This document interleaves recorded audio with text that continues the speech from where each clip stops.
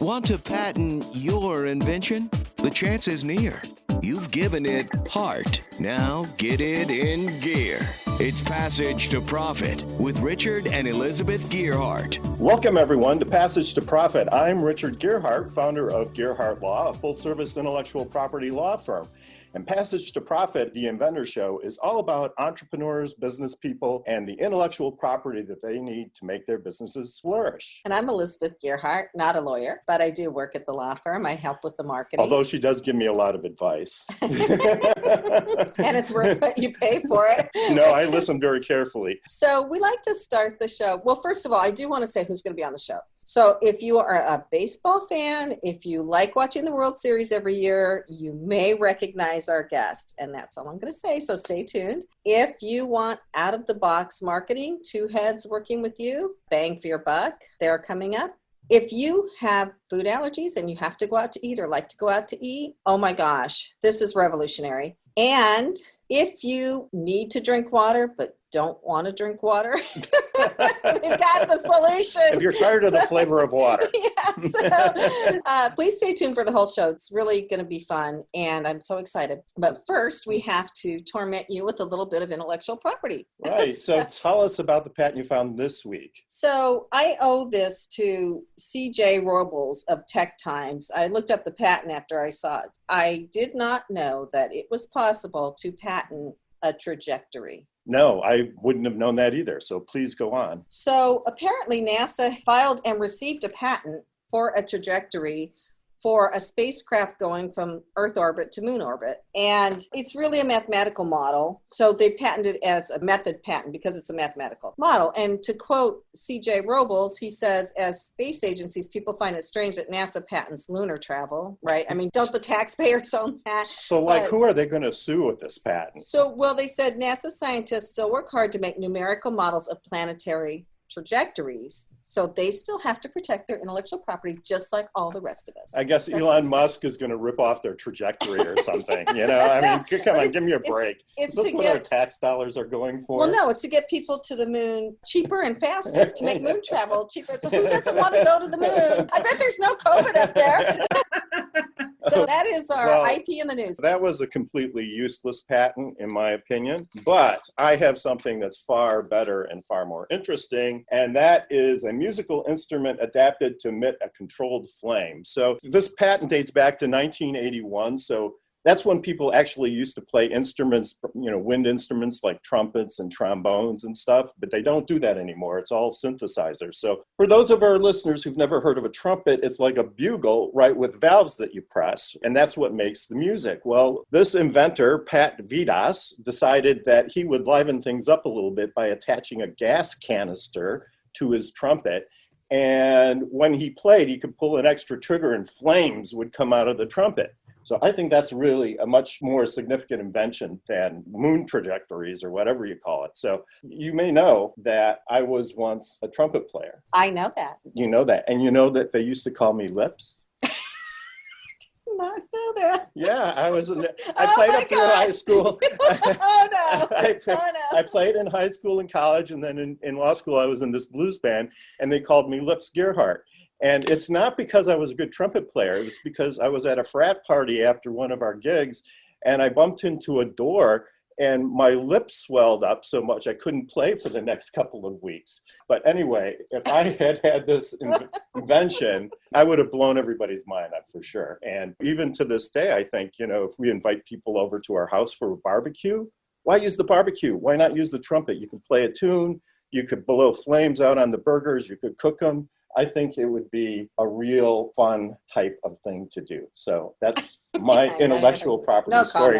Okay. So without further ado, I do want to introduce our guest, Buddy Biancalana. If you don't know the name, but if you like baseball, you probably know about him because in 1985, he started playing better than he'd ever played in his life as a shortstop on a pro baseball team. He was on the Kansas City Royals. And when I talked to Buddy the first time, he's like, oh, yeah, I played shortstop. And yeah, we went to the World Series. No, they won the World Series. And if you look at his Wikipedia page, I mean, people do give him credit for being part of that victory. Well, of course, it was a team effort, but you have to have a great shortstop. Anyone that knows anything about baseball, which I do know some about baseball, not as much as Buddy knows, of course. But he did it by going to a place in his brain that, and I think some of us have been able to go into what he calls the zone. What's cool now is that he can teach other people how to do that. So welcome, Buddy. Tell us. We want to hear your story. So my story, even though I was a first round pick by the Kansas City Royals many years ago, I was just somewhat of a marginal major league player. Could never really figure out how to stay in the lineup on a regular basis. I'd be in for a few days, then I'd stink it up, and I'd be on the bench, and they'd get back off the bench. So that's kind of the story of my career. And however, I got in the World Series in 1985. I was a starting shortstop for the Royals, and for whatever reason, all of a sudden, everything just really, really slowed down for me. I wasn't thinking. Everything I did was just very fluid and effortless. My timing was literally perfect. And the only thing I did wrong was I missed a suicide squeeze in my first at bat. But other than that, I had a feeling of not being able to do anything wrong, even if I had tried. It was the most amazing experience. It was just between me and myself. It was, I was aware of my teammates and the opponent of the ball, but I was in this deep level, which I now call the zone. And, every ball at shortstop was hitting me in the sweet spot of the glove, literally every ball. I don't exaggerate, so I'll tell you the specifics. Every single throw out of my hand was butter off a hot knife, and I hit 73 points higher than my career average. I was a leading vote getter of position players for most valuable player of the series. Our Cy Young Award-winning pitcher, Brett Saberhagen, however, won the award, rightfully so. He had a great series. And then 18 months later, I was out of the major leagues because I just didn't understand what happened in my mind that allowed me to experience the game as slowing down, not thinking, and with fluid, effortless motion. And so, long story short, we've been able to quantify that process in the brain and combine it with many other techniques to help athletes experience that feeling that I had in the World Series more by design than by chance for myself. So now I'm so blessed I get to work in multiple sports. I do a lot of my work in baseball. We've done 3 studies in baseball, 1 in golf. So very, very gratifying too, because I'll have to tell you, the emotional pain that I felt being out of the major leagues 18 months later after winning a World Series was very difficult. I had a lot of injuries. So I've learned a lot of things over the years in healing my mind and body that I'm now able to teach others, which is, for me, I couldn't be doing more gratifying. So very blessed. That's great. So what do you do to get into the zone? When an athlete's playing their best, there are 2 things that are happening. One is they're accessing a deeper, quieter state of mind called the alpha state. We all know that no matter what we're doing in life, we're more effective, more efficient if our mind is in a settled state, whether we're driving a car or working on a patent, right? If the mind is more settled, we're more efficient.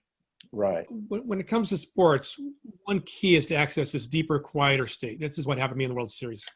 And the second key is to allow the information that you're taking in when it pertains to motion. What determines the fluidity of motion of the body, which is what every athlete wants? What determines that is if the information that you're taking in about your outer circumstances and about what's going on in your own body regarding the motion, if those signals, that information's moving to the cerebellum, it's part of the motor system, which I call an athlete's best friend, because it's able to really calculate where your body is at each given moment. And it allows all the muscles to start to fire synchronistically as opposed to an imbalance. And so we just now, when I work with athletes, I say that I work at the intersection of intention and execution, or mental and physical. I'm not a substitute for a swing coach in golf or a coach in baseball, but I help put all the pieces together so that integration can occur. And once you have integration, then you can have consistency and you can have sustainable confidence. After the World Series, I went back to spring training the next year, and you can't imagine the anxiety I had because I had such expectations on me to perform the same way in the World Series, and I had no idea why I performed so well in the World Series. And trying to replicate something that you're just clueless about, everything just breaks down. I tell the story that I feel like the last game I played in the major leagues, played at shortstop, I'll never forget it, Riverfront Stadium. I felt like I was playing in quicksand. My muscles were so locked up because of the state of mind. That's, turning lemons into lemonade, right? That's what we all want to do in life. So, and that happens to people a lot, I think. You do something really well, and then you're terrified. And you, like you said, you lock up. And so can you actually get anybody to learn your method, the zone method?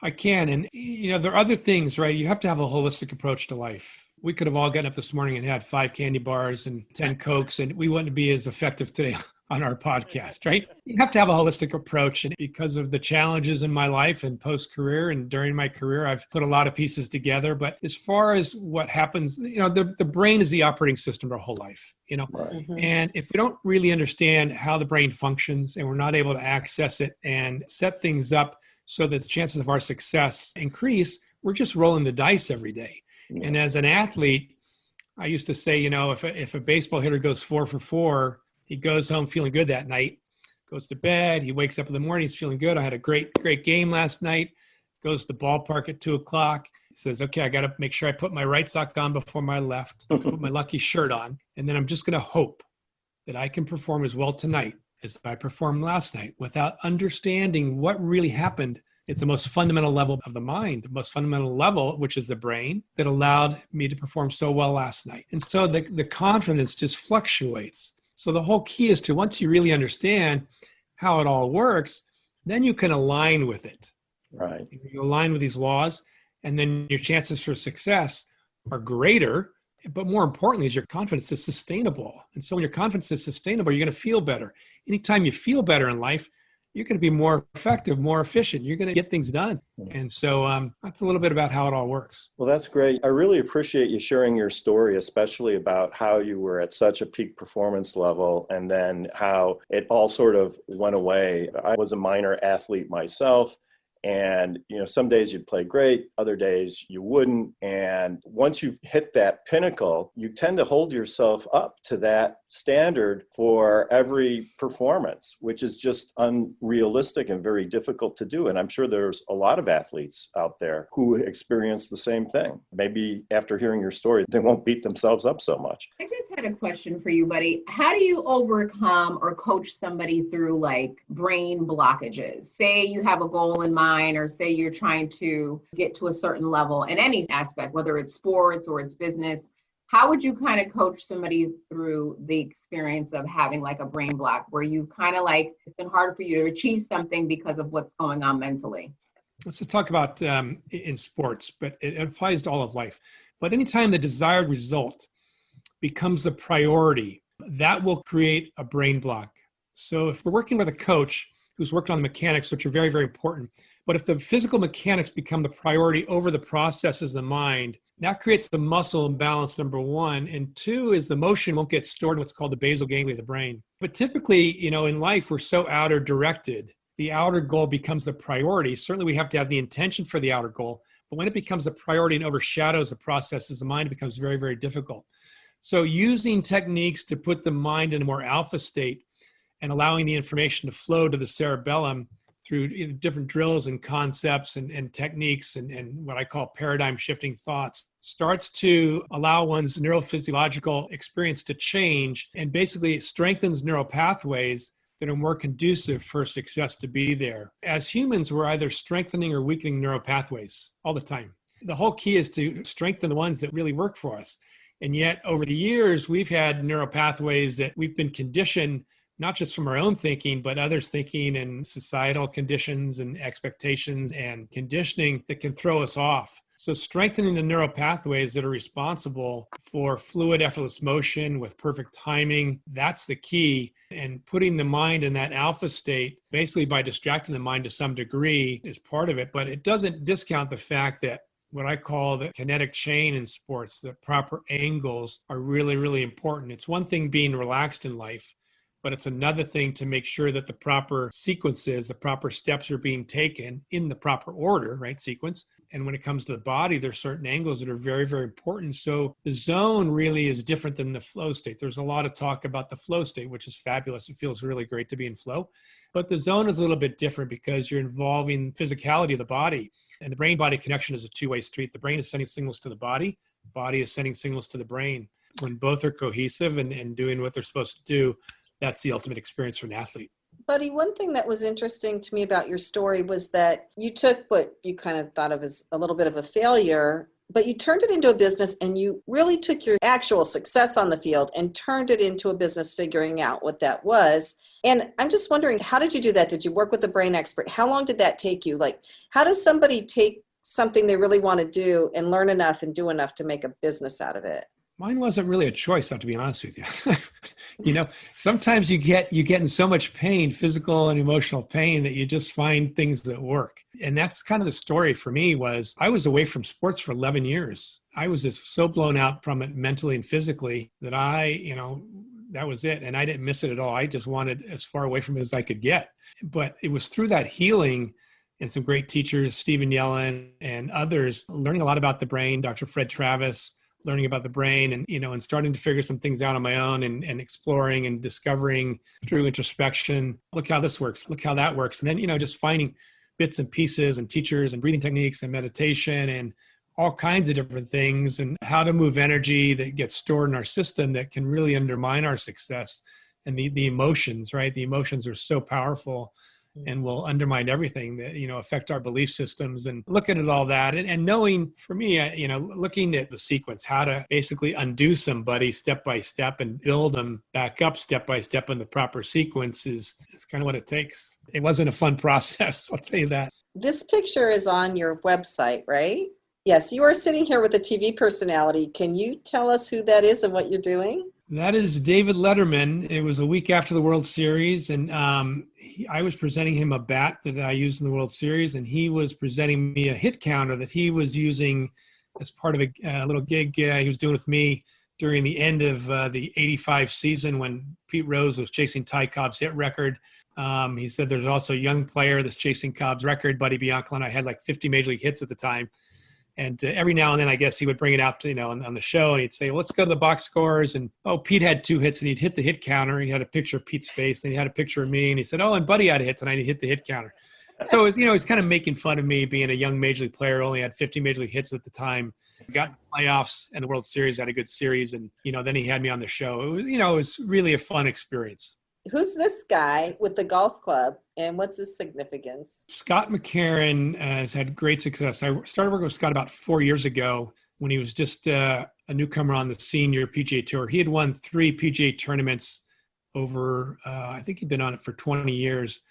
And in 4 years on the senior tour, he's won 11 tournaments over $9 million after going through zone motion.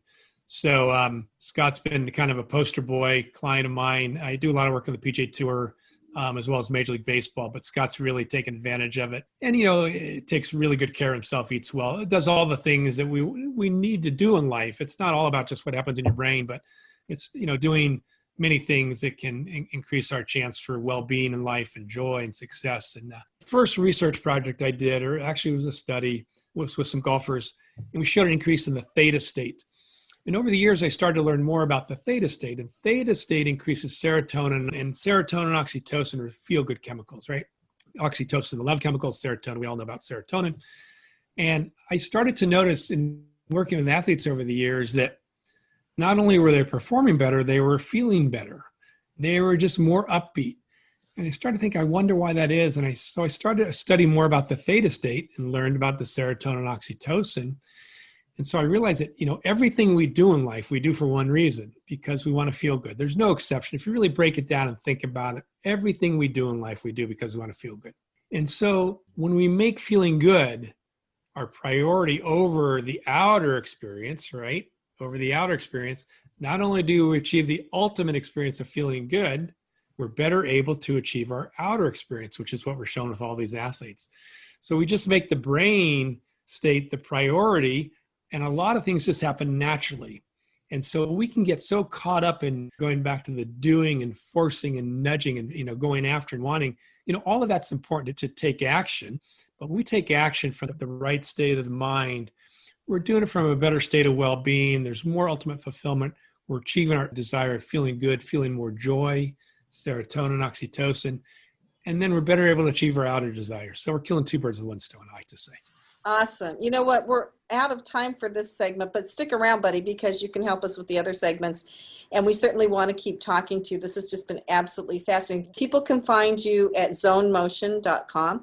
Do you work with just anybody or do you only work with athletes and corporations right now? No, I can work with anybody. I've worked with musicians and athletes and, people in the corporate world, and I can work with others. Great. Great. Well, thank you very much. So you are listening to Passage to Profit, the Inventor's Show. Indeed. On WOR 710, the Voice of New York, on iHeartRadio with Richard and Elizabeth Gearhart and our special guest, Buddy Biancalana. And we will be back after this message. What are entrepreneurs' most valuable assets? Their passion and ideas. We can't protect your passion, but we can protect your ideas. Trust Gearhart Law to protect your ideas with premier patent, trademark, and copyright services. There's never been a better time to start your own business. Contact us at GearhartLaw.com. At Gearhart Law, we have years of experience protecting entrepreneurs' ideas and brands using patent, trademark, and copyright protection. So if you have a new consumer product, a new software application that you're planning to build or sell, or a brand or company name that you want to protect, contact the experts at Gearhart Law. www.gearhartlaw.com.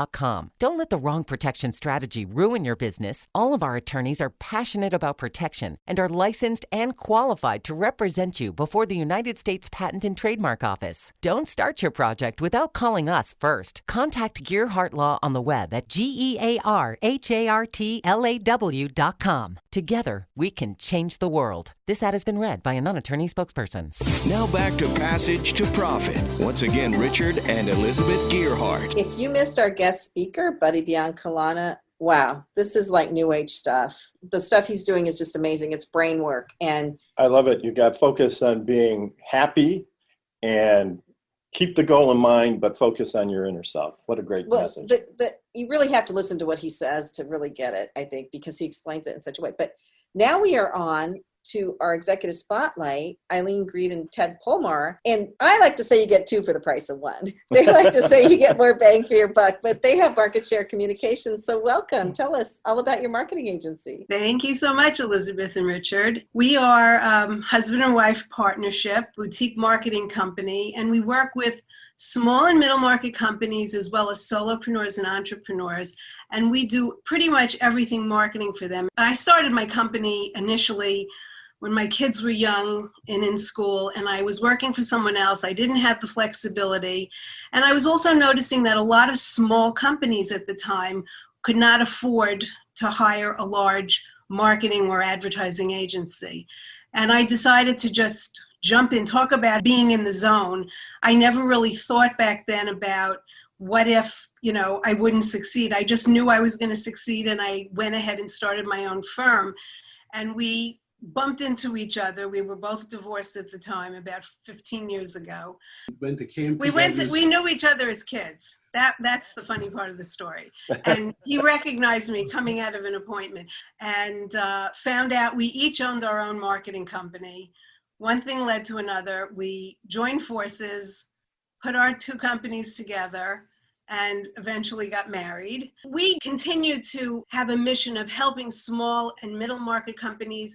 And we work with a lot of single individuals who are starting out, want to do a business, coaches, individual attorneys and CPAs and that sort of thing, because they want to spend time working on their business. They don't have the time to do the marketing. They don't have the time to build a website and go on social media regularly. Besides, they don't do it that well with respect to accountants, but they don't know how to build a website.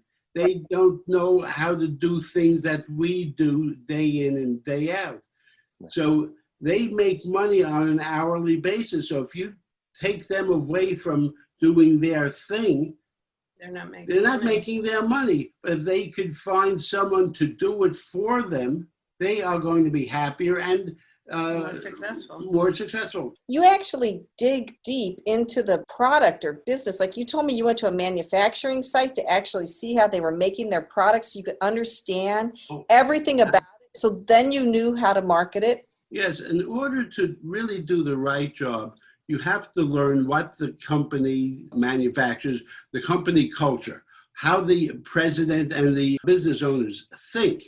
Because if you don't get on their wavelength and be able to speak to them in an intelligent manner, then they think that, you're a magician and you're not pulling a rabbit out of the hat. It doesn't work that way. They have to feel very comfortable with you and say, could you do that because I just don't have time to do it. Yeah, we get into the real Nitty-gritty. nitty-gritty of a company that we work with. And we don't work with 50 companies at a time. We're very specific. I don't want to say particular, but we interview a client before we take them on and make sure it's a good fit for us, because we only have anywhere from 5 to 8 clients at any given time. And we work with them over a long period of time. So we don't just do a project. We take them on for usually 6 months or a year, because the marketing is ongoing. You can't just market something today and hope that tomorrow you're gonna, people are gonna know about you, as you guys I'm sure know. So we work with the client for a lengthy period of time, and sometimes multiple years, and we really get pretty close to them. What are the top 5 things that entrepreneurs who are solopreneurs what can they do on their own, and what do you recommend for them to get, good marketing for their business when they're starting out? Well, I think the most important thing is to know what their niche is and to position themselves for a particular target audience. People try to be all things to all people. You can't. So know who you're going after.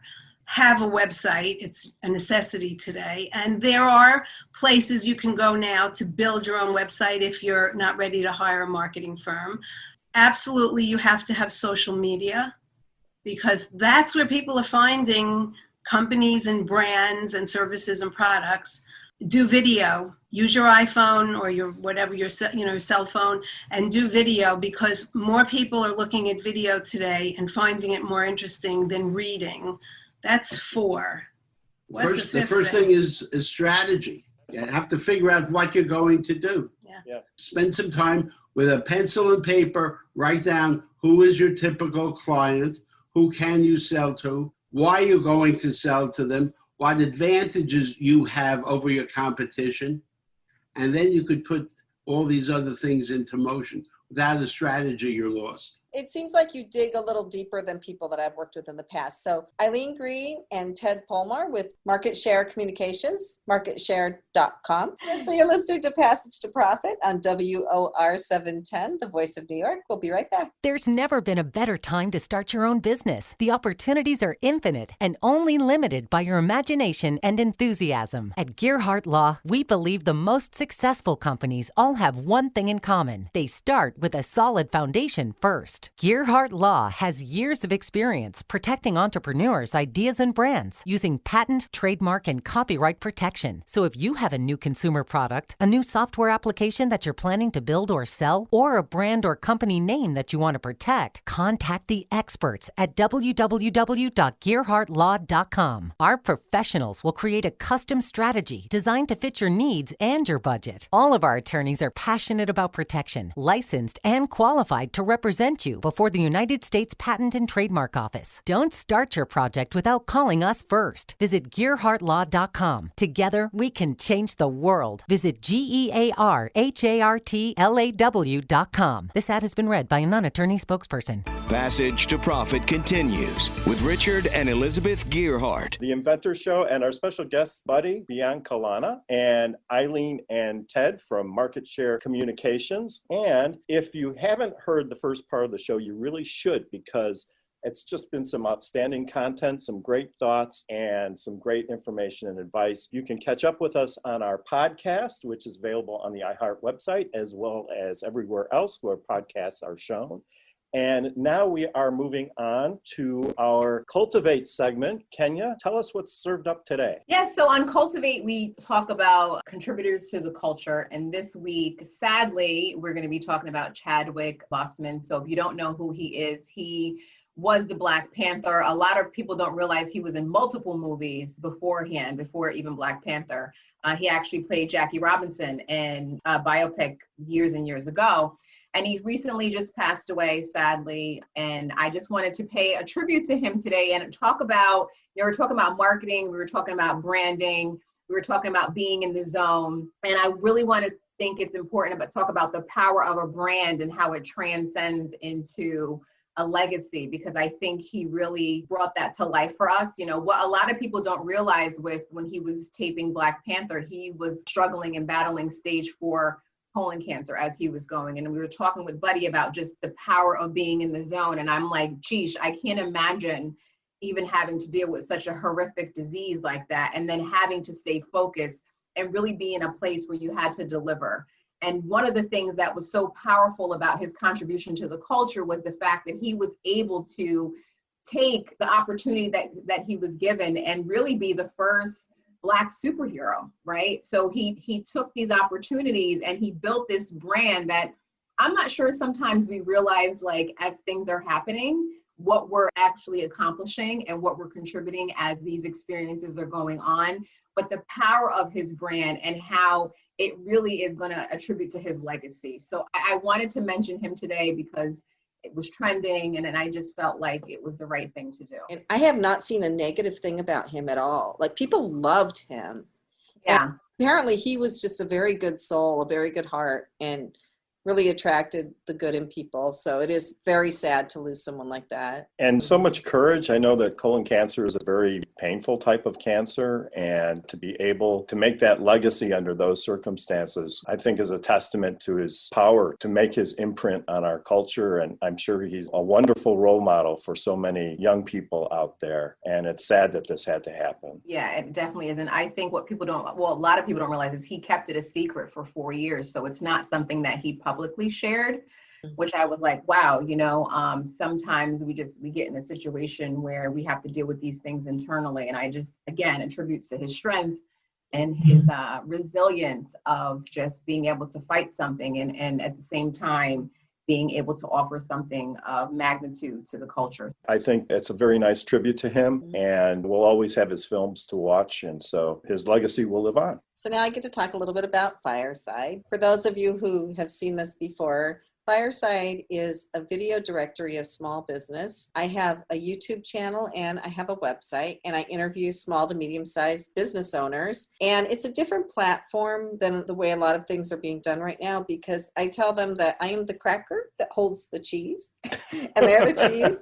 So they get to direct the video and the interview whichever way they want it to go. And I ask them questions as if I were going to hire them. And people can really talk about themselves, their business, their work. Eileen and Ted have done a video with me, and that's why I wanted to have them here, because they were so much fun on that video. And I really felt that their marketing agency was different than other marketing agencies that I've talked to. So I'm getting more and more people. I'm getting to that critical point where I'm going to be able to start advertising it to consumers who would come to find people on it pretty soon.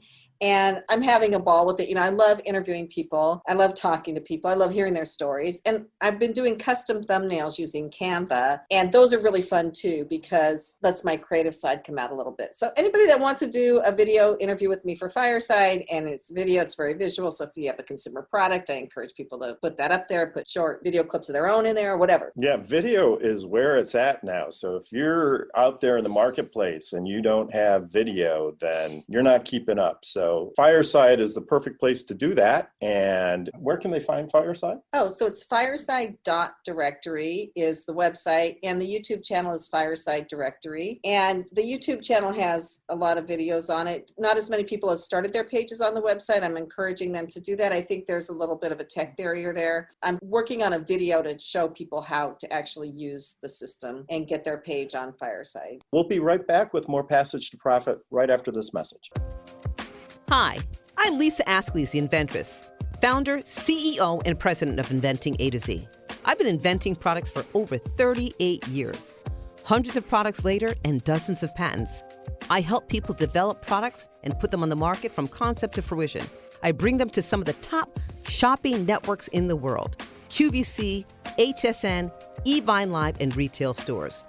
Have you ever said to yourself, someone should invent that thing? Well, I say, why not? Make it you. If you want to know how to develop a product from concept to fruition the right way, contact me, Lisa Askley's the Inventress. Go to inventingatoz.com, inventingatoz.com. Email me, lisa@inventingatoz.com. Treat yourself to a day chock full of networking, education, music, shopping, and fun. Go to my website, inventingatoz.com. Now back to Passage to Profit. Once again, Richard and Elizabeth Gearhart. And we're on to our first presentation this evening. And with us is Shandy Chernow from Certistar. And it's a company that makes electronic food menus for people with allergies. So welcome to the show, Shandy. Tell us about your product. Well, thank you so much for having me. I really appreciate it, and I'm excited to be here. Certistar provides individualized food allergy menus. We work with hospitality companies like restaurants, cruise lines, hotels, education, hospitals, anywhere that you can get food, really, is a potential customer of ours. So our patent pending software, just to bring the intellectual property in, we're in that waiting game of patents right now, provides stoplight style menus. You can put in any allergies in any combination, and then we give back green, yellow, red, allergen friendly, chef driven modifications, or unsafe. And it really takes the time and heaviness of a food allergy away from the food service venue where you're trying to dine. So right now it takes a really long time for a restaurant to figure out what it is that someone can safely eat, because it's important to them to keep someone safe and to be able to serve them. Obviously, it's important for the guest to stay safe as well. And we take that 8 to 12 minute conversation down to, 30 seconds or so. Creates a much less stigma and center of attention on the food allergies. And it allows people in the restaurants to really focus on the job that they were there to do, customer service and making a great dining experience. That's great. I can imagine as a restaurant owner, this is a really sensitive subject because people can get super duper sick if they pick the wrong food or they don't know what the ingredients are. This sounds like a great solution to that problem. Yeah, thank you. There's 32 million Americans who are food allergic. It's 10.4% of the population. So if you think about that from a restaurant perspective, 1 in 10 people in the restaurant, probably more than 1 in 10 tables that you've got seated. It really can be life or death. There's 200,000 emergency visits a year based on food allergy reactions, and almost all of those are outside the home. So that's every 3 minutes if somebody's going to the emergency room, and it really can be life-threatening. Well, I remember when our daughter was working downtown in the little town we live in at a smoothie place, and this mom came screaming in, "You sold my 10-year-old a smoothie with blah, blah, blah in it, and she's allergic to that. How dare you?" And my daughter was like, "Well, we're told to ask everybody, do you have any food allergies?" And we asked her, and she said no. And the mother was mad at them, and yeah. Kind of like, what does the restaurant owner do? It's definitely an issue. And part of the problem is that a lot of food allergy people myself included, have a tendency not to tell restaurants about their food allergies because there is such a experience from the past, where you get these bad reactions from the restaurant, right? You don't want to be a burden. You don't want to be a pain in the neck. You really try to take that burden upon yourself and then kind of cross your fingers and hope that nothing bad happens. I do feel like the guest always should be telling the restaurant, but the restaurant should always be making it welcoming and easy to do so as well. And so that's really where we come in to sit in the middle of that and make it as easy and as fast as possible so that you're not having this huge, long pain in the neck for both sides conversation trying to figure it out. But you can see here the green, yellow, red, and we take, again, any allergy. So this one's based on tomato, as you can see at the top. There's 170 different foods that have been known to cause food allergic reactions.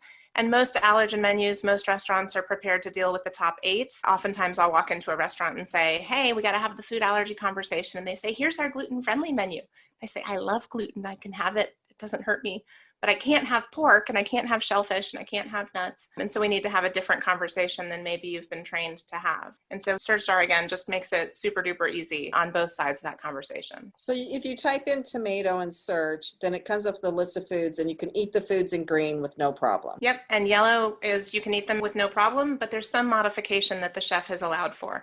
So, leave off the cocktail sauce or whatever the case may be. And then in red, nothing we can do to fix it. Whether it's, something that could potentially be removed or not, or there's cross-contamination, we just take the information from the chefs. We never want to dictate what happens in the kitchen. And, we just write that down honestly for the guest. So how are you monetizing this? So it's a subscription for the food service venue. And that way they have the ability to put in all of their menus and ingredients. They can embed it into their websites or their apps if they have one. Logistically, we don't care how the restaurant brings that to the guest. In a higher end, more white glove place, you can imagine them printing out the individualized menu. "Mrs. Gerhardt, here's your individualized menu for this evening, green and yellow. Red doesn't matter, can't have it." Or, bringing an iPad to the table, go to our website, whatever the case may be. And it's also very surprising when you do pretty much any search in Certistar, how many options there really are. Oftentimes when you go out to eat with a list of allergies like I have, the restaurant will come back and say, okay, well, we think that you can have this, right? Oh, the pancakes will be safe for you. And I'm like, dude, I'm at a steakhouse. Like, I want dinner. But, it's difficult for the human brain to figure out, give me a list of everything that doesn't include the following ingredients, right? Our brains aren't really set up that way to figure that out. And so we've, computerized that and made it super simple and super fast. That's really great. And that's really a positive step forward for people who have food allergies, no doubt. And the process for it is patent pending.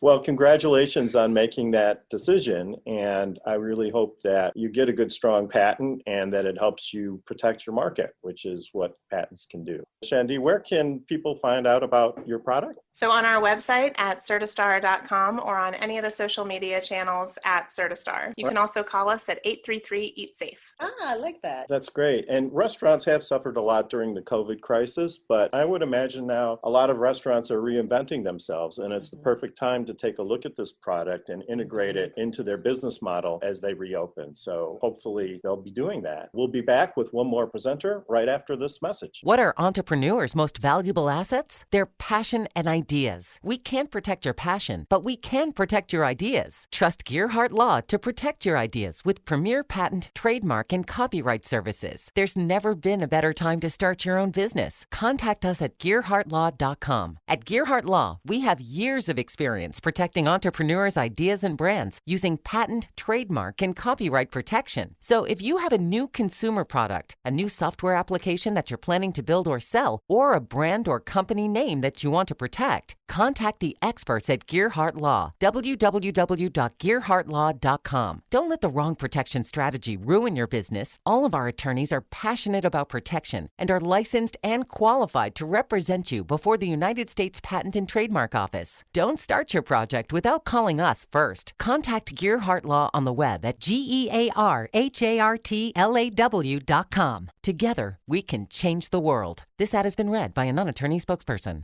Passage to Profit continues with Richard and Elizabeth Gearhart. With Buddy Biancalana, famous baseball player and World Series winner, as well as Eileen and Ted from Market Share Communications. So for our second presenter, we have Shane Mccassie from Drink Hab. Shane, welcome to the show. Tell us what you're up to. Yeah, so I recently launched a sustainable beverage called Hab. The name Hab actually started with the word habit. And so before we knew exactly what we wanted to do, we knew we wanted to create a beverage company that was about creating healthy habits for your body and the planet. And so when I looked up the word habit, there was a million brands that showed up in a trademark search. So I was like, what's the next phase? How do I find something that is unique? And so I abbreviated it to HAB and called up my attorney, and he ran all the trademark searches. And luckily for the categories we wanted to own, it was available around the world. So we trademarked it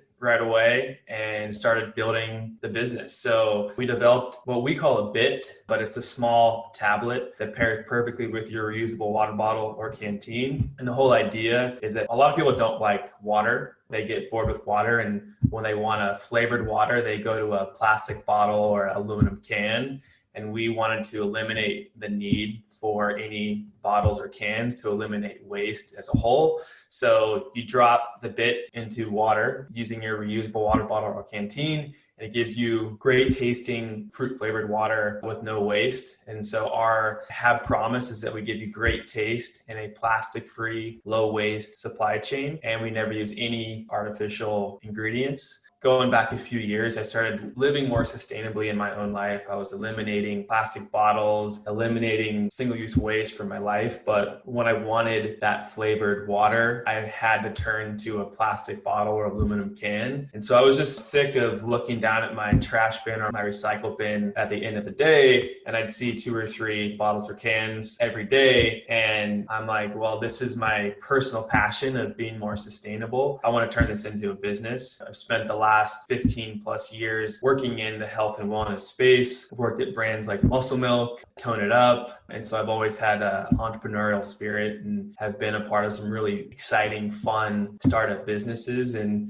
that's kind of where HAB started from. So we just kind of soft launched about a month ago. I really have to agree with you when it comes to the recycling issue. To be perfectly honest, when they started selling bottled water, this gives you an indication of how much marketing insight I have. And who's going to buy bottled water? You know, you just go to the faucet and you get water, right? This is never going to work.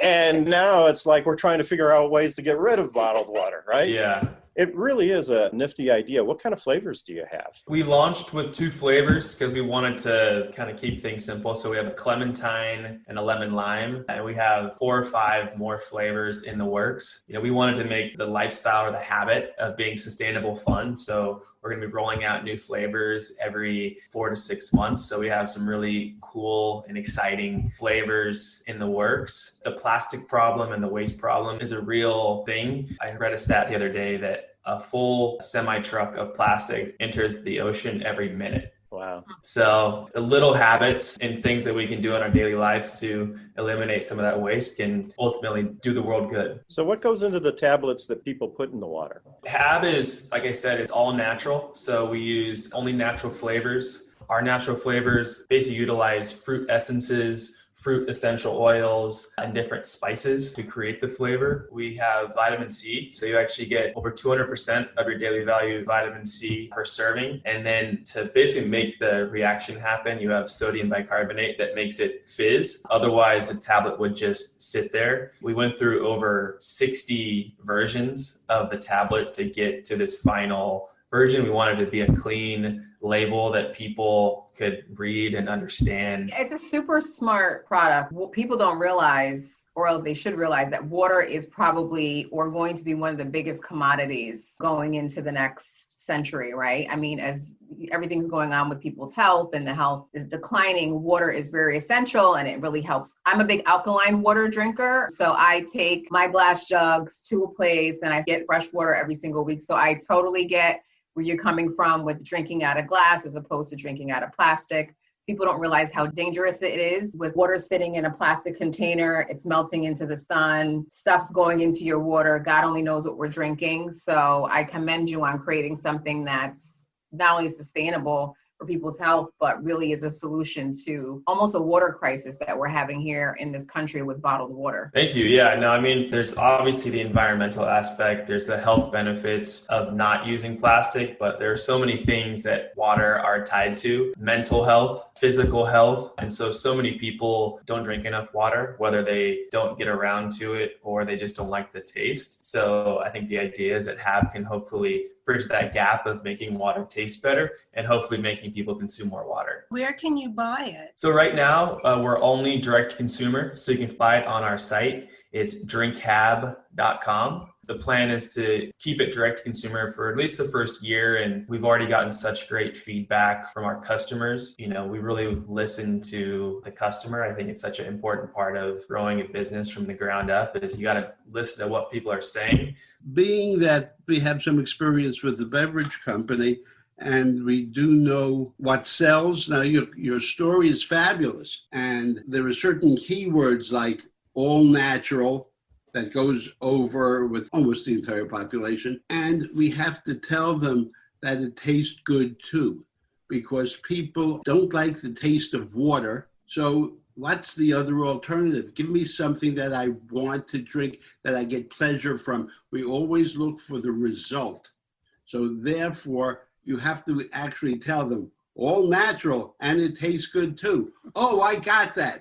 We made the decision early on that we were always going to lead with flavor, because at the end of the day, the reason why people go to a bottle, or, you know, the reason why they don't drink water is because they don't like the taste. Exactly. So taste is the most important part. So the words natural flavors kind of put the food allergy community's hackles up just a little bit. Do you list what they are? It's one of those things on the label that can kind of hide a whole lot of things that people can be allergic to. And so the transparency is really important for us. Typically, like on any labeling, you have to say contains nuts, coconuts, you know, dairy, anything that might be one of the food allergens. Yeah, the top 8. Yes, the top 8. So our products contain none of those. And I've never gotten that question of anything beyond the top 8. I guess that's a good question for you. Have you ever run into a natural flavor food allergen issue? And what was that? My best friend is allergic to pineapple as an example, since we're talking about kind of fruit flavored things. But natural flavors, spices is the other one that can hide literally anything in it. And you actually don't have to list if something's in the top 8 if it's under those categories and under a certain percentage of the ingredients. And so a lot of times food allergy people just won't purchase those products because they can't tell what's in it, or they'll call the manufacturer, but generally there's some other option that they can have that is listing probably more chemicals, but is more transparent with the flavors. That's good information. Unfortunately, Shane, we're coming to the end of our program. One more time, where can people find your product for great tasting water? It's available on drinkhab.com and all of our socials at Drink Hab. Thanks for being on the show. We'll be right back after this commercial message. There's never been a better time to start your own business. The opportunities are infinite and only limited by your imagination and enthusiasm. At Gearhart Law, we believe the most successful companies all have one thing in common. They start with a solid foundation first. Gearhart Law has years of experience protecting entrepreneurs' ideas and brands using patent, trademark, and copyright protection. So if you have a new consumer product, a new software application that you're planning to build or sell, or a brand or company name that you want to protect, contact the experts at www.gearhartlaw.com. Our professionals will create a custom strategy designed to fit your needs and your budget. All of our attorneys are passionate about protection, licensed and qualified to represent you before the United States Patent and Trademark Office. Don't start your project without calling us first. Visit gearhartlaw.com. Together, we can change the world. Visit GearHartlaw.com. This ad has been read by a non-attorney spokesperson. Now more with Richard and Elizabeth. Passage to Profit. I love the variety of these shows. I think we hit all the bases, if you'll pardon the pun. Yes, we do want to thank our producer, Noah at iHeart. Noah has to take the Zoom audio, which is not up to his standards, quite honestly, because we used to tape this in the studio. Not because of any of our guests. No, we would tape it in the studio. He'd be behind the glass doing the mixer board, everything. So thank you, Noah, for taking what we give you and making it good enough to go on iHeartRadio in New York City. A silk's purse out of a sow's ear, I think they say. Yes. So to wrap up, we had Buddy Biancalana with Zone Motion. Get in the zone to achieve anything that you need to do in your life. It's very unique. And we had Eileen. I've been in the zone for the last hour, I have to say. Eileen Green and Ted Polmar with Market Share Communications, a very unique marketing agency. Kenny did her tribute. I did a little bit about Fireside. Then we had Shandy Chernow, who, by the way, if you recognize the name Chernow, it may be because you're a Hamilton fan. Her uncle, Ron Chernow, wrote the book Hamilton that the play was based on. So, wow, we're in the presence of greatness. You have to go to Shandy's website and find out all about her fantastic software that will keep your restaurant clientele safe from allergens and probably lawsuits. Right. It's Certistar, CERTISTAR.com. Really for restaurant owners and for any person with any kind of allergy who wants to go to a restaurant. This is a fabulous, brilliant idea. And then we had Shane Mccassie with Drink Hab, so Hab like inhabit, sustainable drink flavorings that you can add to water in your reusable bottle that taste super good, that are fruit flavored, that are going to make you drink the amount of water you're supposed to drink. And I love the name too, Hab, and he's properly trademarked it and searched it, and so he gets special passage to profit kudos. And so before we go, I guess, Buddy, do you have any parting words for our audience? Just thank you all for participating and hosting. It was a joy to be able to share Zone Motion. And what I do is we've quantified certain processes of the brain that take place when athletes play in their best. And I work at the intersection of the mental and physical, or intention and execution. And I just appreciate the audience and wish you all the best. Well, thank you very much. Eileen and Ted. I just want to say that this kind of medium that you're doing is fabulous. And from a marketing standpoint, we encourage our clients and anybody out there with the business, get on video, as we said before.